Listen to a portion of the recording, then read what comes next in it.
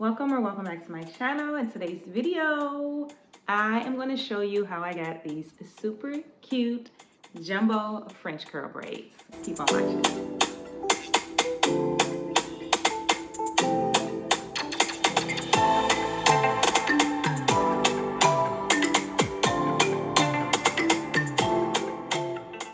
So let me start off by saying life has definitely been lifing, because I have had these in for about a week and a half now. The curls are still curling at the bottom. It's a little bit of frizz, but we're hanging in there. One thing that I love about these jumbo braids is that they are easy to install and easy to take out. So they've been in about a week and a half, close to 2 weeks. This is what we're looking like right now.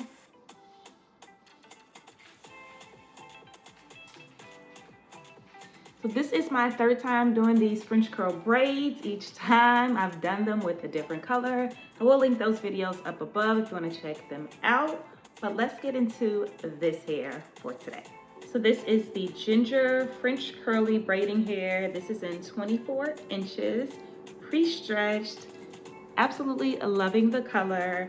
I will link the information to where you can get this hair in the description box. This is an Amazon seller, so make sure you check that out. So yes, these braids were super easy to install.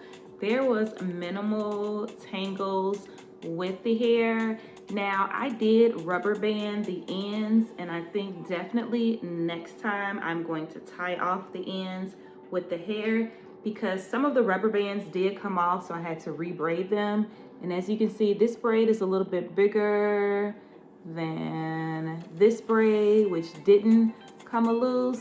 So I definitely suggest tying off the ends with the hair instead of rubber banding the ends of them, because the rubber bands can come off and you definitely don't want that. So let's get into exactly how I got this look.